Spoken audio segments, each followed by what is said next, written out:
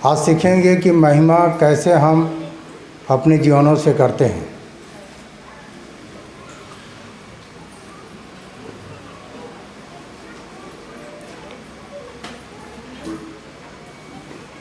भजन संहिता 3 अध्याय और उसके 3 पद से पढ़िए भैया। परंतु हे यहोवा, तू तो मेरे चारों ओर मेरी ढाल है। तू मेरी महिमा और मेरे मस्तक का ऊंचा करने वाला है। हाँ, परंतु हे यहोवा, तू तो मेरे चारों ओर मेरी ढाल है। तू मेरी महिमा और मेरे मस्तक का ऊंचा करने वाला है। मस्तक कहने से जानते हो किसको बोलते हैं जी? मस्तक किसको बोलते हैं? जाम भाई, माथा, सिर, है ना। तू मेरा सिर ऊंचा करने वाला है बोल सकते हो। परमेश्वर कभी भी हमारे सिर को नीचा होने नहीं देता। हमेशा हमारे सिर को, हमारे मस्तक को परमेश्वर क्या करता है? ऊपर रखता है। कहने का मतलब ये है कि सिर ऐसे नीचे होने वाला है, ऐसे नीचे करने नहीं, बदनाम नहीं होने देता, निंदित नहीं होने देता। यहाँ तक कि परमेश्वर अपने लोगों को हर प्रकार के महिमा में ऊपर उठाता है। नाम, पद, प्रतिष्ठा, ठीक है, आपकी बोली भाषा, रहन सहन, उठना बैठना, जहाँ हो वहाँ आपको अलग बनाए रखेगा। इसी को यहाँ पर कह रहा है कि वह आपके मस्तक को नीचा होने नहीं देगा, हमेशा आपके मस्तक को ऊपर ही रखेगा। ठीक है, कहीं पर आप लज्जित नहीं होगे, आपको शर्मिंदगी होना नहीं पड़ेगा, क्योंकि परमेश्वर आपके साथ है। चारों ओर आपके लिए क्या बना है? ढाल बना है। चारों ओर आपके लिए क्या बना है? ढाल बना है। पता है, कोई एक व्यक्ति में बल नहीं होता है। जो एक व्यक्ति है उसको बल नहीं बोलते, एक व्यक्ति के क्या बोलते हैं? उसको ताकत बोलते हैं। कैसे रामेश्वर? एक व्यक्ति है, किसी से लड़ेगा तो उसको ताकत बोलते हैं। पर ये वहाँ यदि 4 व्यक्ति मिल जाए तो वहाँ पर ताकत नहीं होता है, बल हो जाता है, संगठन, एकता। और हमेशा परमेश्वर जो है हमें एकता में रहने के लिए सिखाता है। एकता में अगर हम अलग अलग हो जाए तो हमारा बल बिखर जाएगा और अलग अलग में कोई बल नहीं होगा, सिर्फ अकेले का ताकत रह जाएगा और वो भी कमज़ोर पड़ जाओगे। ठीक है, तो यहाँ पर बोल रहे कि हे यहोवा, तू तो मेरे चारों ओर मेरी ढाल है।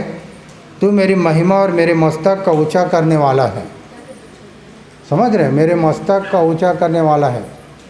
तो कहने का मतलब ये है कि यहाँ हम सब, सुरेंद्र भाई कैसे ढीला छोड़ दे हो।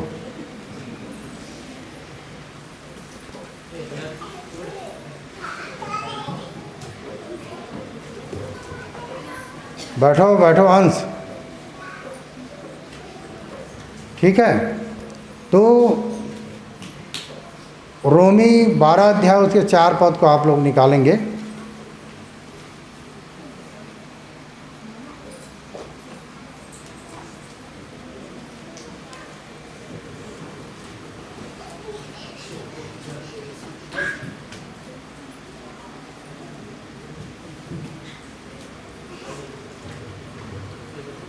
रोमी 12 अध्याय उसके 4 पद। क्योंकि जैसे हमारी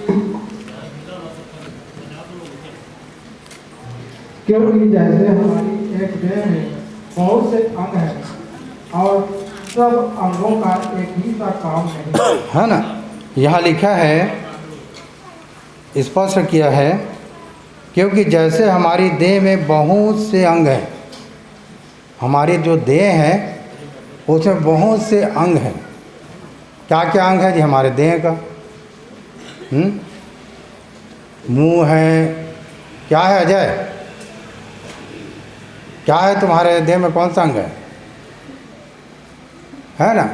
हाथ है, पैर है, आँख है, सिर है, सारे अंग मिलकर क्या बना? देह बना। साइकिल कहने से समझ में आता है? साइकिल कहने से कि पूरा पार्ट्स मिलकर साइकिल बनता है। अगर साइकिल को अलग अलग कर दोगे तो उसको साइकिल नहीं बोलेंगे, ठीक है, उसको साइकिल नहीं बोलेंगे ना।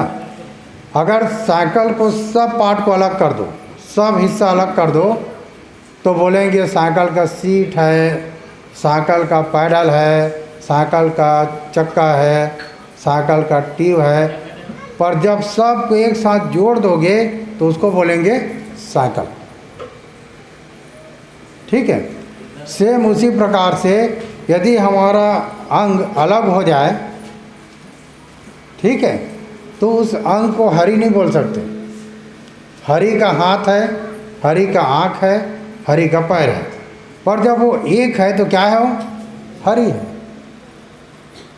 तो कहने का मतलब ये है कि अगर देह, बहुत सारे अंग मिलकर देह बनता है, और हमारा देह कौन है? कौन है जी?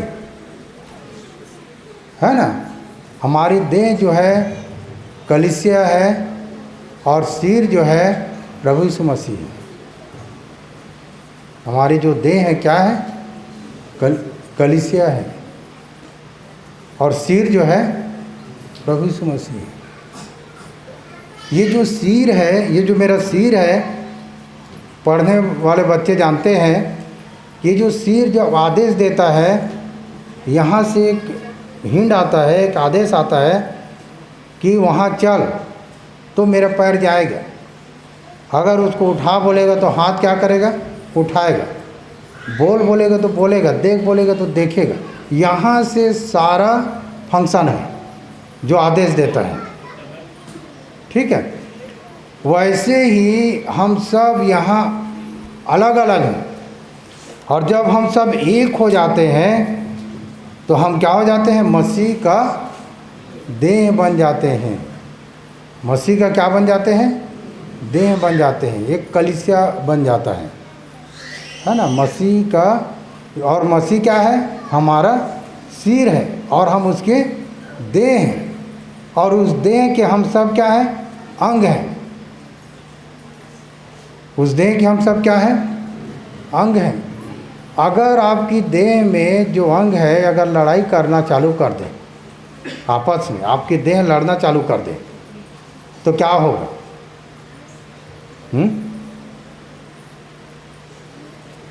क्या होगा सुभद्रा? अगर हमारे अंग लड़ाई करना चालू कर दे, हमारी देह का जो अंग लड़ना चालू कर दे, अगर कुछ चीज़ नहीं करना चाहेगा तो क्या हो जाएगा? हमारे इस देह का सारा सिस्टम बिगड़ जाएगा। सब एक दूसरे के पूरक है, कोई किसी से कम नहीं है। अपने अंग में से किसी भी चीज़ को कमज़ोर मत समझना। आपके अंग कौन सा भाग कमज़ोर है जी? है ना। तो खास करके हम लोग देखते हैं हमारा जो बाल है, ठीक है, बाल जो है जब तक हम कंघी नहीं लगाएंगे तब तक हमारा बाल जो है शेप नहीं होगा, वो अपने उसमें नहीं आएगा, अपने आकार में, ठीक है। तो बाल को क्या चाहिए? सहयोग चाहिए। तो कभी कभी क्या होता है कि हम सब जितने लोग यहाँ बैठे हैं तो कोई कोई कमज़ोर है जिसको क्या चाहिए? सहारा चाहिए। और आप एक दूसरे की सहयोगी बने, एक दूसरे की सहायता करें, ठीक है। कमज़ोर भाग समझ के अपने बाल को छोड़ मत देना। लेडीज़ अगर अपने बाल को कंघी नहीं लगाएगा तो कैसे दिखेगा जी? वही जैसे दिखेगा झितरे पूरा।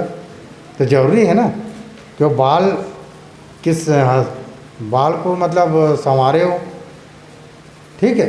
और बाल की सुंदरता जो है, चाहे पुरुष हो चाहे लेडीज़ हो, उसकी सुंदरता उसके बाल में है ना। अब बाल कुछ नहीं करते, बाल को टकलू होके आ जाना तो अच्छा दिखेगा क्या? सब बंदर जैसे लगोगे, पर उसमें सुंदरता नहीं है ना। अगर आप देख लो और सबसे ज़्यादा खर्चा किस में है जी? बाल में है ना। उसके लिए एक से एक हाँ एडवर्टाइजमेंट देखते हैं, हाँ बाल ये हो जाएगा, ये हो जाएगा, हमारा बाल काला हो जाएगा, लंबा हो जाएगा, घना हो जाएगा, हाँ क्या जापानीज तेल लगा लो, एक से एक ऐड आते रहता है बाल के लिए। बाल जो हमारा जो कमज़ोर हिस्सा है उसके लिए हम कितना मेहनत करते हैं। सेम वैसे ही ये कलीसिया है और ये प्रभु का देह है, मसीह का देह है, और सारे अंग मिलकर एक देह बनता है। और यहाँ पर कहीं पर भी आपके अंग को यदि चींटी काट रहा है या और कोई भी चीज़ मतलब कांटा गड़ गया तो क्या करेगा? हाथ जो है उसकी सहायता करेगा। अगर इस हाथ में कुछ हो गया तो ये हाथ सहायता करेगा, अगर ये हाथ से कुछ होता है तो ये हाथ सहायता करेगा। हमारे शरीर के किसी हिस्सा में कहीं पर भी कुछ होता है तो हमारे अंग उस हिस्सा की क्या करता है? सहायता करता है। ठीक है। तो कभी कभी क्या होता है जी, बहुत सारी बात है जिसको सीखने की ज़रूरत है। अगर आप नहीं सीखोगे, बोलते हैं ना अकेले से कभी किसी से कुछ नहीं होगा, हर आदमी को कभी किसी न किसी की सहायता पड़ ही जाता है ना। अभी किसान वाले लोग, किसान जो है ये अकेला खेती किसानी कर लेगा क्या? उसको भी तो सहयोग चाहिए ना। धान निदाई के समय, रोपा लगाने के समय चाहिए कि नहीं चाहिए? तो इसीलिए एकता बहुत ज़रूरी है। आपको पता है हमारे अंग में ऐसा ऐसा भाग है, अगर हमारे आँख में अगर कचरा लग जाए तो निकलेगा अपने से, खुद से, किसी की सहायता लेना पड़ेगा ना कि हमारे आँखों को कोई फूंके और उसमें से कचरा निकले। इसीलिए कभी भी किसी को, कभी भी एक व्यक्ति अपने आप को बड़ा ना समझे कि मैं अच्छा हूँ, उससे अच्छा हूँ, मैं उससे महान नहीं। हम सब एक दूसरे के क्या है? पूरक हैं, एक दूसरे के बिना नहीं रह सकते। ये है मसीह का देह। हम सब मिलकर मसीह का देह बनते हैं, हम सब मिलकर मसीह का देह बनते हैं, है ना। आपको पता है मसीह यीशु को रोटी के रूप में दर्शाया गया है बाइबल में, रोटी के रूप में। ठीक है, कल्पना रोटी के रूप में दर्शाया गया।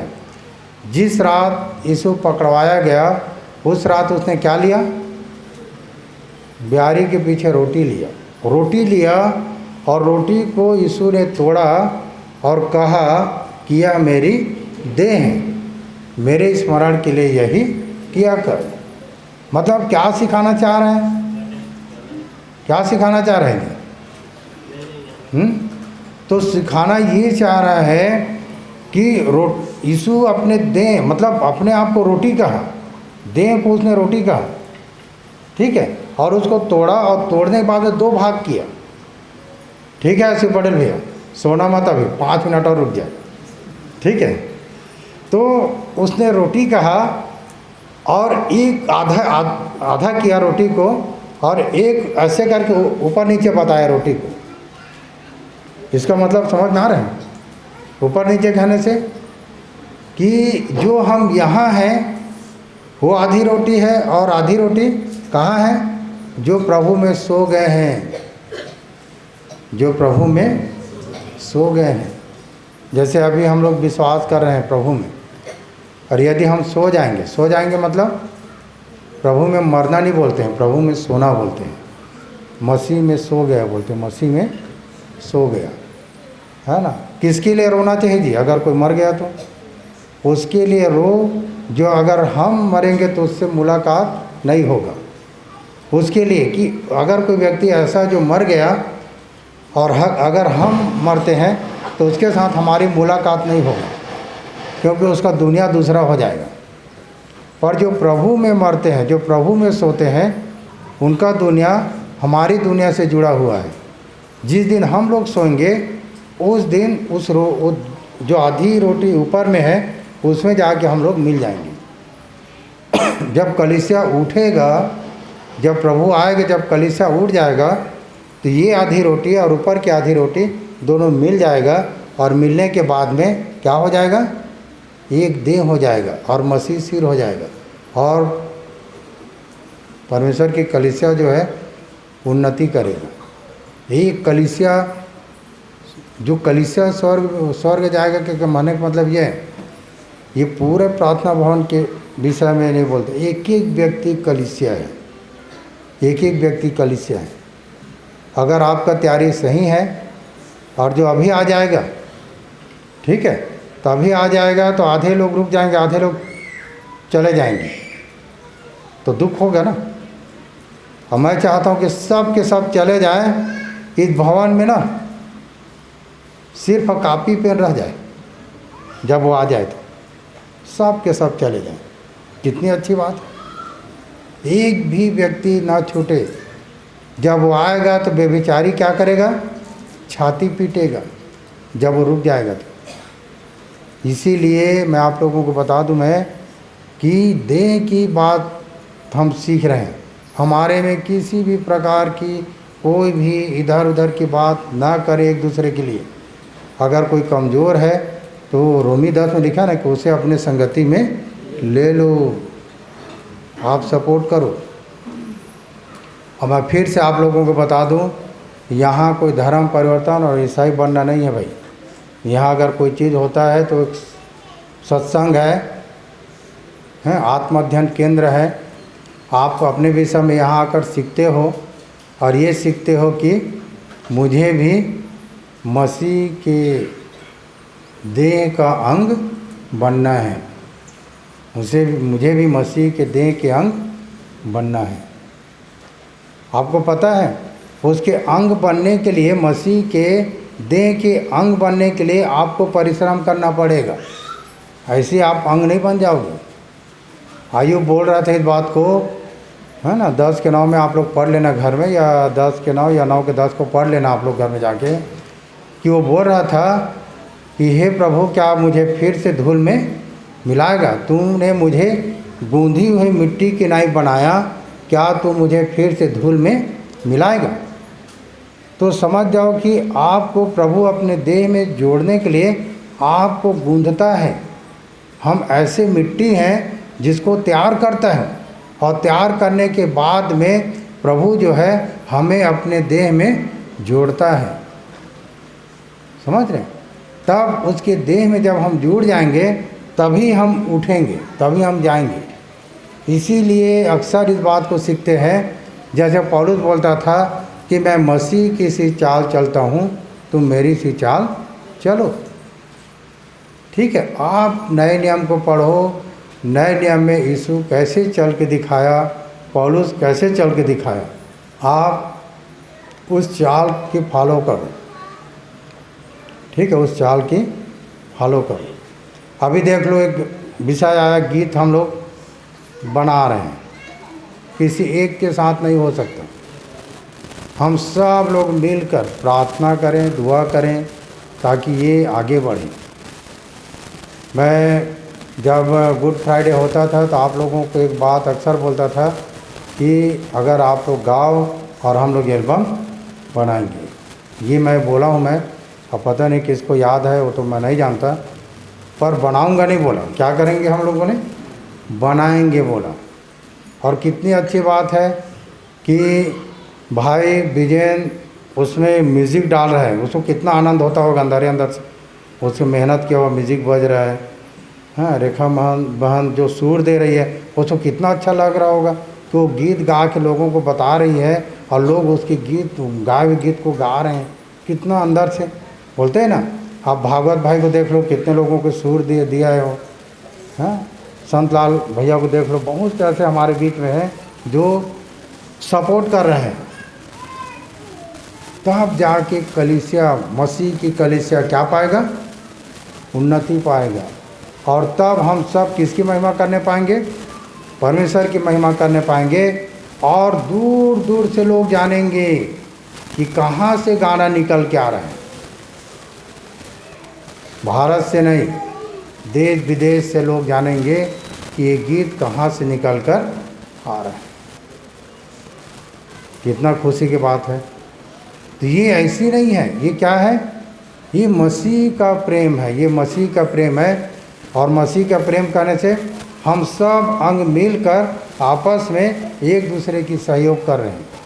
आपस में एक दूसरे की क्या कर रहे हैं? सहयोग कर रहे हैं। कितना सुंदर लगता है ना?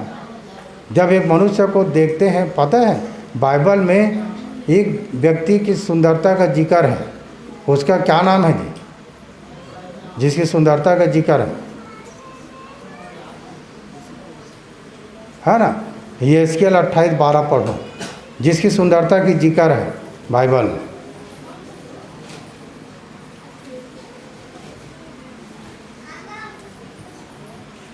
ये एस्केल 28 अध्याय उसके 12 पद।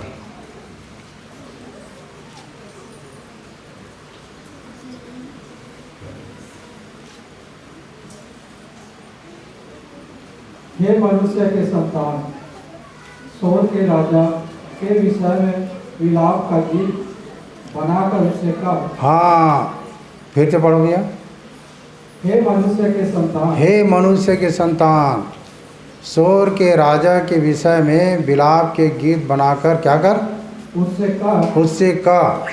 परमेश्वर यहोवा यूं कहता है, हाँ, तू तो उत्तम से भी उत्तम। हाँ, तुम तो उत्तम से भी उत्तम। उत्तम बोलते हैं ना, उत्तम कहने से जैसे बोलते हैं ना गुड, गुड, बेटर, बेस्ट, उसके बाद एक्सीलेंट, उसके बाद मार्वलस, उसके बाद मस्ट, ऐसा आता है ऊंचाई जब बोलते जाते हैं लोग। ठीक है, पढ़ने वाले बच्चे ये सब जानते हैं। तो उत्तम से भी उत्तम मतलब सुंदर से भी सुंदर। किसके विषय में कहा जा रहा है जी? स्वर्गदूत के विषय में। कौन सा स्वर्गदूत?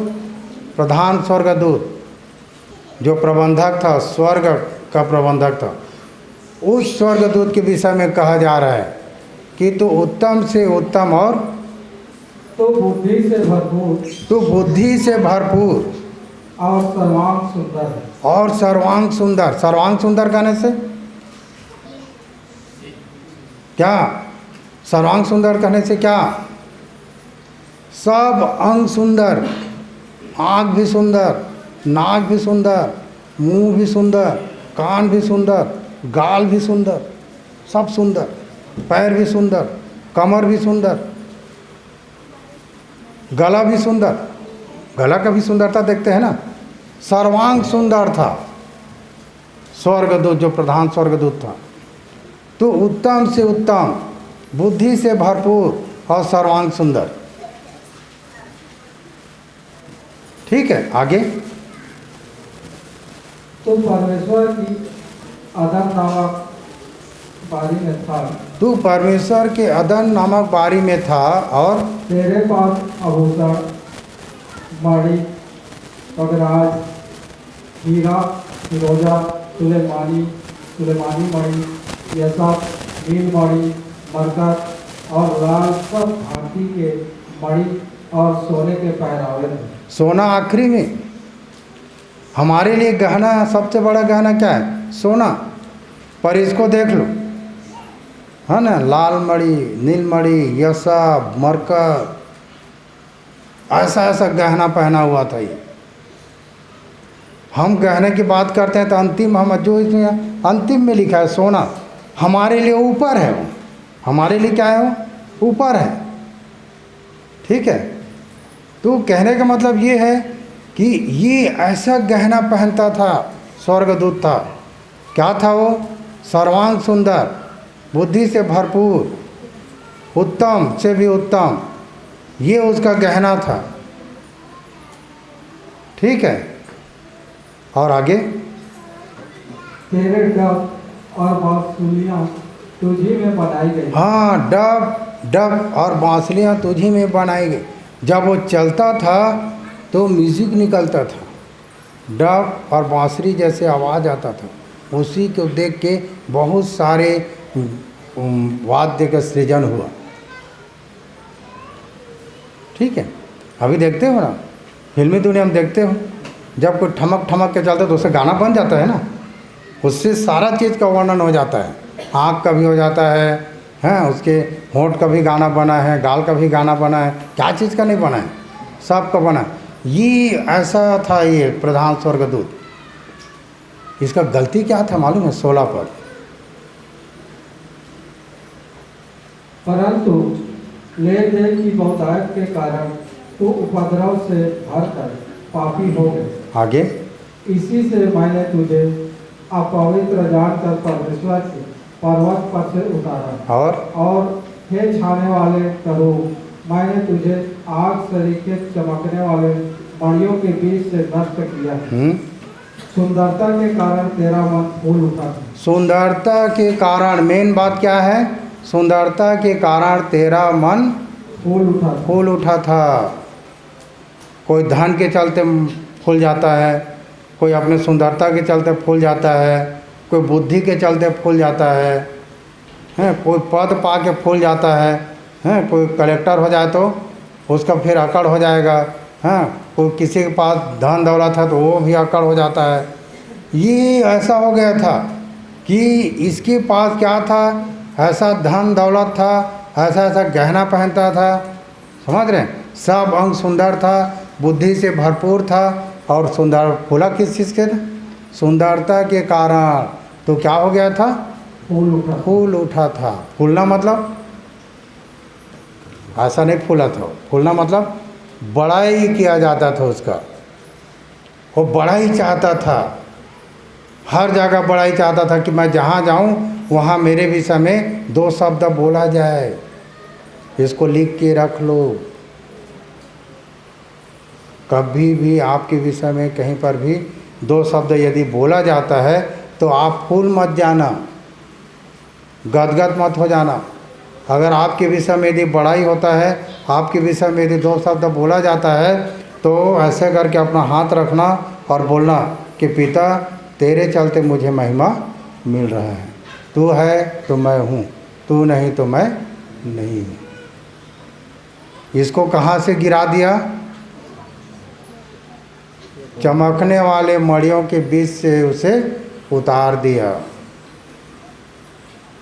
ठीक है, इसीलिए हमेशा याद रखना, हम मसीह के देह हैं, सब अंग मिल के देह बने हैं। कोई भी व्यक्ति यदि अपने आप में कहे कि मैं कुछ हूँ, तो समझ जाओ कि उसको परमेश्वर क्या करेगा? नष्ट कर देगा। इसीलिए सुंदरता क्या है? सब अंग एक साथ मिल के दिए रहते हैं तो सुंदर है ना? किसी का कान अगर कट जा रहेगा तो सुंदर दिखेगा? वैसे किसी का हाथ कट जा रहा है तो सुंदर दिखेगा? नहीं दिखेगा ना।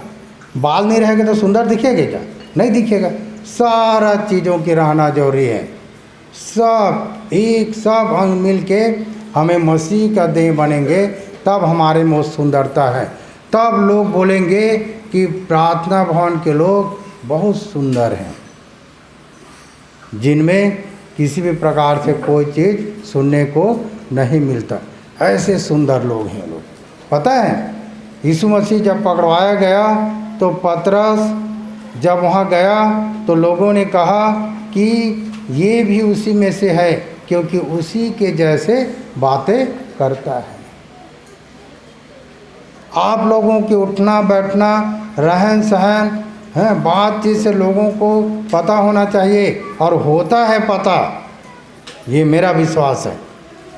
कहीं भी आप मीटिंग में चले जाओ, कोरबा एरिया में या बिलासपुर एरिया, कहीं भी चले जाओ, वो लोग एक ही चीज़ बोलते हैं कि ये जो आए हैं ये हरि भाई के कलीसिया से आए। क्यों? क्योंकि हम लोग गंभीर स्थिति से बैठते हैं, चप्पड़ चप्पड़ चप्पड़ नहीं बोलते। हम लोगों में एक वो है, गंभीरता है। कहीं पर भी खड़े होकर कुछ भी नहीं बोलते। हमारे बोली भाषा को जानते हैं कि ये प्रार्थना भवन के लोग हैं, और पहनना ओढ़ना से भी जानते हैं कि ये वहाँ का ड्रेस है। ऐसा हमने छाप बना लिया है मसीह में। वो छाप हमेशा बने रहना चाहिए कि आपकी जो बोली भाषा में अलग नहीं होना चाहिए। समझ रहे हैं ना? वही होना चाहिए जो हमें परमेश्वर के वचन के द्वारा सीखने के लिए मिलता है। मैं अपना बोली भाषा आप लोगों को नहीं सिखा रहा हूँ। मैं किस बात को बता रहा हूँ? मैं परमेश्वर की कही हुई बातों को, जो यीशु ने 3.5 साल में लोगों के बीच में अपने वचन से सिखाया, चल के भी दिखाया। हम प्रयास करते हैं कि हम भी मसीह की सी चाल चलें और आप हम लोगों को देखकर किसी बातों को सीखें। ये है मसीह का देह कि हर आदमी इस बात को पहचान जाएगा। पता है, कोई पीछे से भी यदि कोई चलेगा तो पहचान जाएगा कि फलाना व्यक्ति चलते चलते जा रहा है। यहाँ तक की पहचान होता है। आप दूर से भी आओगे तो जान जाएंगे कि नवापारा से बाल कुंवर आ रही करके। ऐसा चाल की पहचान आपकी नज़र लगना चाहिए। इसको बोलते हैं प्रेम। प्रेम करने से कि कोई भी व्यक्ति आपके नज़र में, आपके मन में बसा है तो उसकी बोली भाषा, उठना बैठना सब समझ जाओगे। आपको अगर कोई मोबाइल में बात करता है तो आप दूर में रहते हो, सुनते हो तो वही बोल है क्या, ऐसे बोलते हो ना, क्योंकि आवाज़ को भी पहचान जाते हो आप। ये प्रेम है। ये क्या है? ये प्रेम है, क्योंकि आप एक दूसरे को पहचानने लगे हो। एक दूसरे को क्या करने लगे हो? पहचानने लगे हो।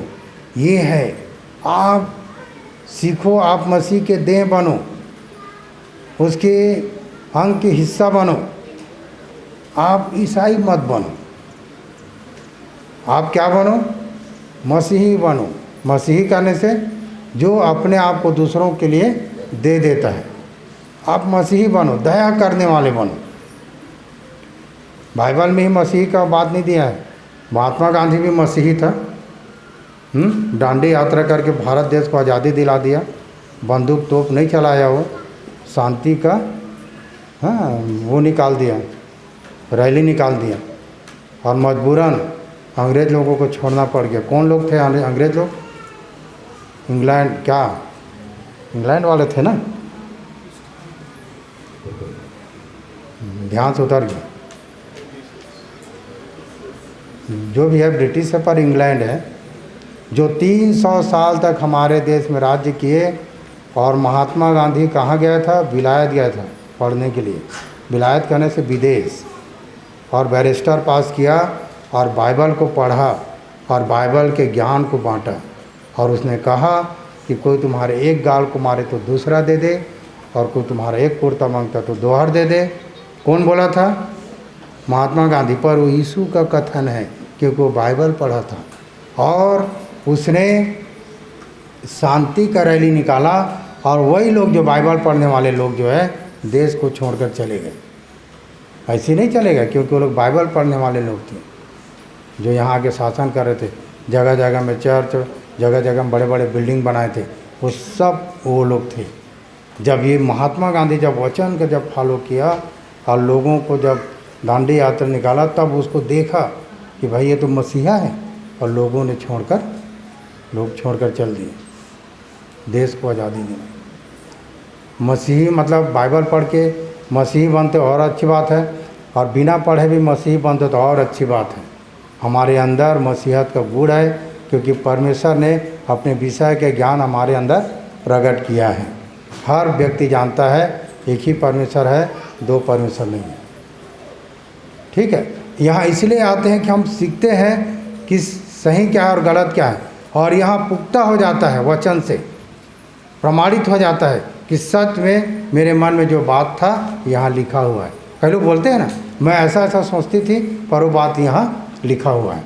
आपके जो सोच है, आपके अंदर जो विचार है, आपके अंदर जो कुछ है, वो सब यहाँ लिखा है।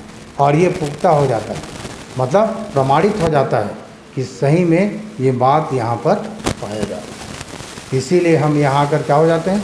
संतुष्ट हो जाते हैं अपने विषय में कि मुझे ये बातें मिल गया, जो बातें मैं सोचता था।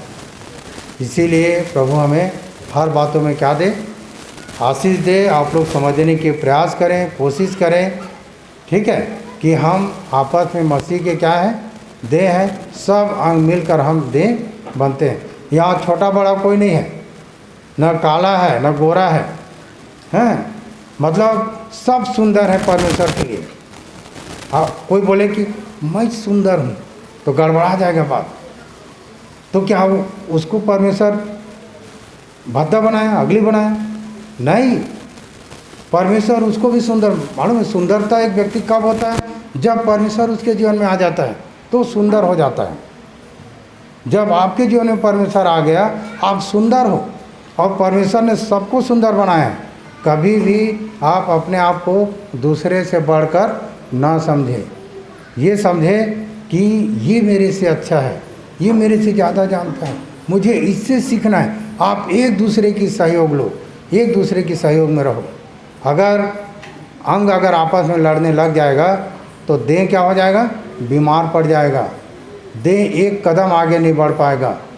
देह जो है अपने अस्तित्व से आगे नहीं बढ़ पाएगा। इसीलिए हम सब अगर एक होके चलें रमेश भैया, हम सब एकता होना चाहिए, ठीक है। यहाँ यदि किसी को यदि कोई बोलता है कि भाई आप यहाँ क्यों आते हो, अगर कोई मीडिया वाला आ गया तो क्या बोलोगे?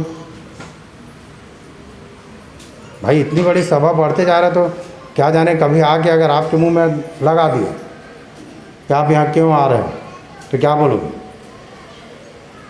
ज़्यादा कुछ बोलने की ज़रूरत नहीं है। जब आप एंटर करते हैं भवन के अंदर तो बोर्ड में लिखा है आत्माध्ययन, हम अपने विषय में सीखने आते हैं।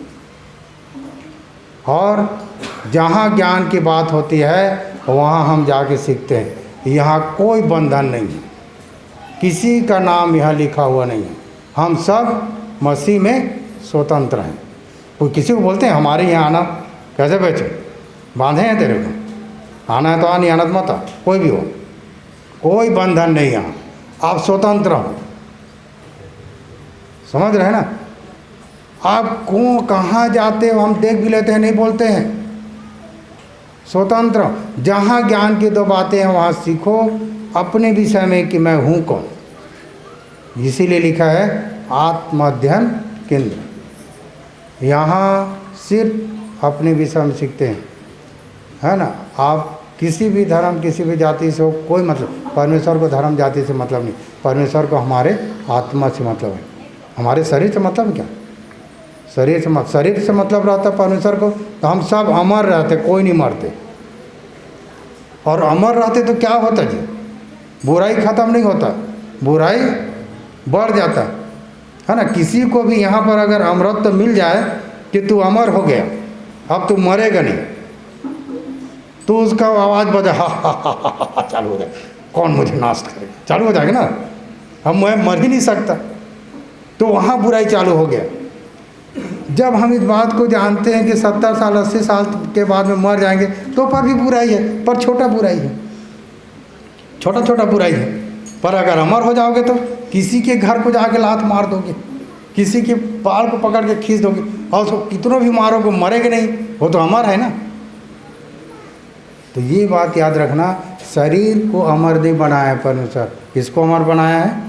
आत्मा को। और आत्मा में हम सब मिलकर क्या करते हैं? आराधना और उपासना करते हैं। प्रभु अपने कहे हुए वचन पर हमें आशीष दें। दुआ में